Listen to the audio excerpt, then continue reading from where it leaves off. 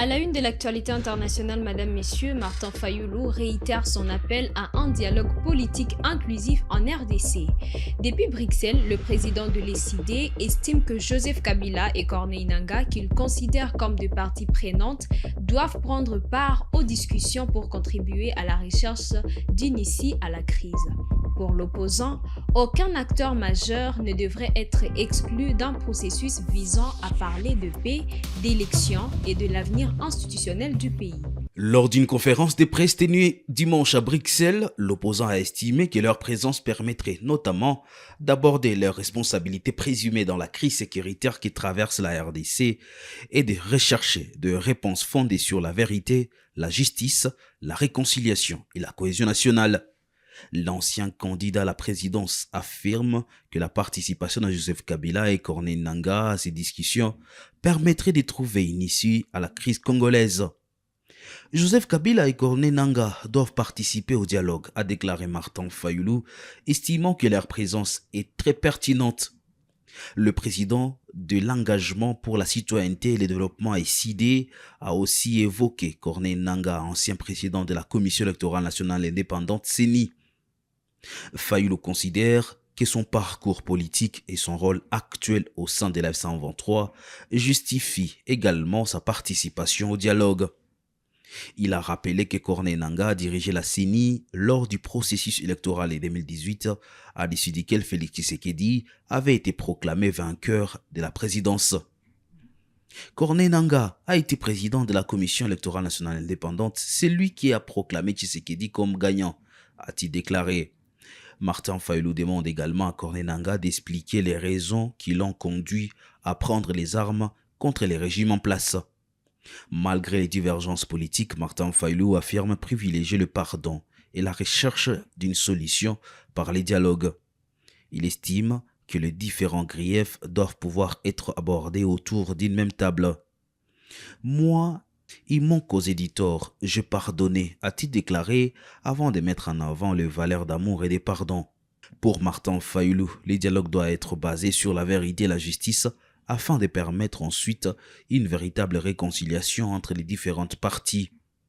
Cette prise de position intervient alors que la crise sécuritaire dans l'Est de la RDC perdure. Des combats ont de nouveau été signalés ces derniers jours dans la province du Sud Kivu. Les appels à un dialogue inclusif se multiplient, ainsi pour tenter de réunir les différents protagonistes autour d'une solution politique. Olivier Kamitatu, directeur de cabinet de Moïse Katumbi, pose 5 conditions pour un véritable dialogue en RDC. Il demande la libération des prisonniers politiques, la levée des condamnations politiques, la fin du harcèlement judiciaire et le rétablissement de libertés publiques. Il exige aussi un dialogue inclusif avec une facilitation crédible et impartiale soutenue par les confessions religieuses et les partenaires régionaux et internationaux. Il y a 10 ans, le 19 septembre 2016, l'opposition avait appelé à une marche, pour une raison identique à celle d'aujourd'hui. Empêcher qu'un président ne s'accroche au pouvoir en violant la Constitution. Cette marche avait été réprimée dans le sang. Une dizaine de morts, des centaines de blessés, des violences inouïes, des familles brisées. Ce jour-là, Félix Tshisekedi était dans l'opposition. Il dénonçait les manœuvres destinées à contourner la Constitution. Il dénonçait les artifices juridiques. Il dénonçait le glissement du calendrier. Il dénonçait la tentative du 3e mandat. Mais il n'avait pas marché. Le matin même de la mobilisation, il avait préféré s'envoler pour le Soudan. 10 ans plus tard, l'histoire se répète, mais les rôles ont changé. Celui qui dénonçait hier le contournement de la Constitution se trouve aujourd'hui devant une responsabilité historique. La respecter lorsqu'elle limite son propre pouvoir. Ce renversement n'est pas anodin. Il dit qu'un opposant peut, une fois au pouvoir, être tenté d'utiliser les institutions qu'il combattait hier pour contourner les limites qu'impose la Constitution. Et ce retournement dit surtout ceci: le peuple n'oublie pas, l'histoire non plus, et elle juge toujours, tôt ou tard. 10 ans ont passé, les visages ont changé, les responsabilités aussi, mais la Constitution, elle, n'a pas changé. Le 15 août devait être une échéance. Il ne l'aura pas été pour rien. Depuis des semaines, nous avons choisi la responsabilité.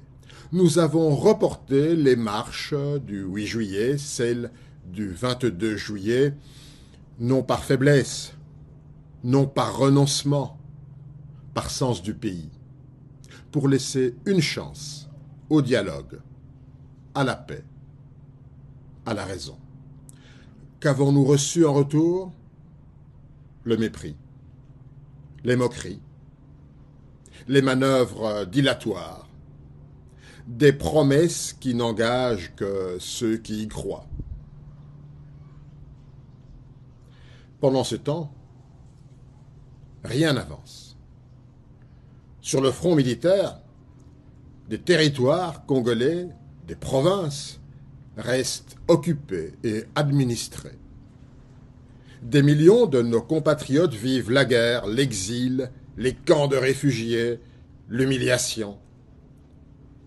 Sur le front intérieur, même immobilisme. Prisonniers politiques, condamnations arbitraires, harcèlement judiciaire, liberté en recul, pillage, impunité, et maintenant une milice politique qui terrorise la population. Et que fait le pouvoir? Il voyage. Brazzaville, Luanda, Bujumbura, Libreville, Dar es Salaam.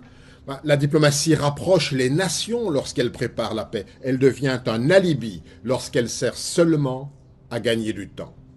Et à chaque retour à Kinshasa, les mêmes questions demeurent sans réponse.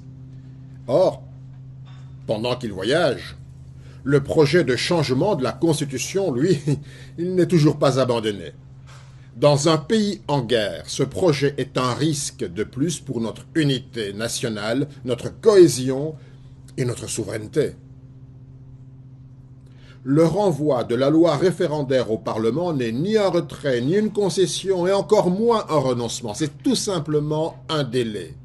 Ce renvoi ne répond pas à l'essentiel. Car le 28 juillet, dans son raisonnement, la Cour constitutionnelle a reconnu l'existence d'un pouvoir constituant originaire du peuple qu'elle présente aujourd'hui comme illimité et jamais épuisé, susceptible en théorie de conduire à l'adoption d'une nouvelle constitution. Le renvoi de la loi au Parlement n'efface pas ce raisonnement. Et c'est là que demeure le danger. La Constitution dit 2 mandats.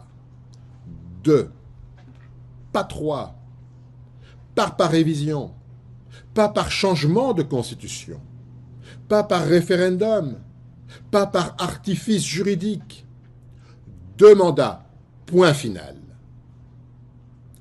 Le président a prêté serment de respecter et de défendre la Constitution.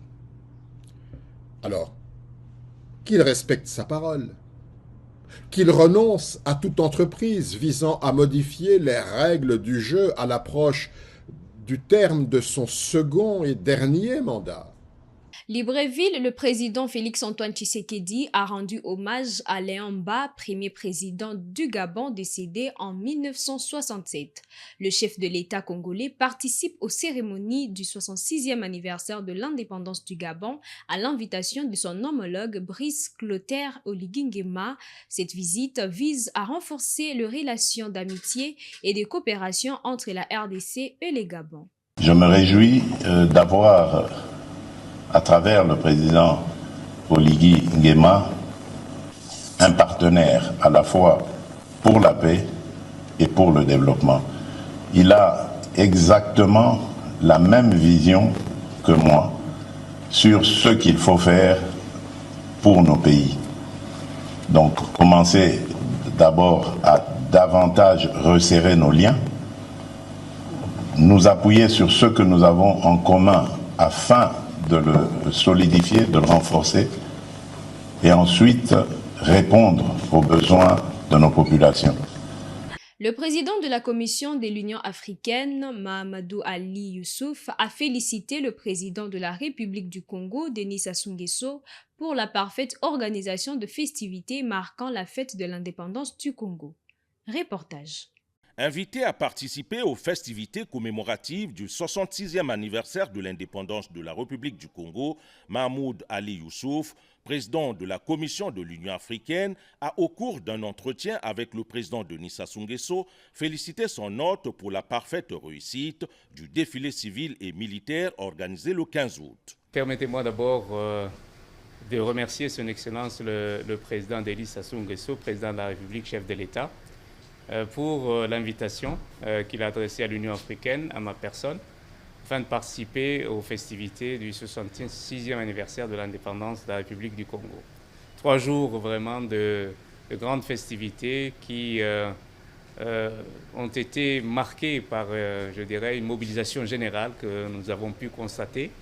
Et je crois que l'adhésion du peuple congolais autour de la vision du président de la République s'est manifestée dans ces événements et je tiens à le féliciter pour cela. Mahmoud Ali Youssouf a aussi félicité le chef de l'État congolais pour son engagement en faveur de la recherche des solutions de paix en Libye. Il a également salué ses efforts de médiation dans le différend diplomatique, militaire et politique qui oppose le Mali à l'Algérie. Cette audience qu'il m'a accordée aujourd'hui également a été pour moi l'occasion de venir prendre d'abord ses conseils, l'écouter, car le président Sassou Nguesso est celui qui, le sage de cette région de l'Afrique, qui nous a beaucoup aidé sur beaucoup de dossiers. Et le dossier libyen en est un. Grâce à lui, il a présidé le Haut Comité et je crois que la charte de réconciliation dans ce pays a été signée après des années de travail. Et je le remerciais pour cela et j'ai demandé à ce qu'on puisse faire aboutir complètement cette réconciliation libyenne sous son autorité. L'autre point important que nous avons évoqué, c'est celui du rapprochement entre l'Algérie et le Mali. Je crois que discrètement, la République du Congo a joué un rôle central. J'ai également voulu lui adresser vraiment mes hommages et surtout mais les remerciements de la Commission pour ce rôle qu'il a également entrepris. Poursuivant leurs échanges, Denis Sassou Nguesso et Mahmoud Ali Youssouf ont évoqué la crise à l'est de la République démocratique du Congo, l'épineuse problématique du financement de l'Union africaine, le forum sur la coopération sino-africaine FOCAC, dont le Congo assure la coprésidence avec la Chine. Le marché commun africain, avec l'entrée en vigueur de la zone de libre-échange continentale africaine, en sigles ZLECAf, dès 2030, a retenu l'attention des deux interlocuteurs, plus que préoccupés par l'intégration africaine. C'est tout pour cette actualité internationale, mesdames, messieurs. Merci à vous de nous avoir suivis du début à la fin. On se retrouve dans des prochaines actualités.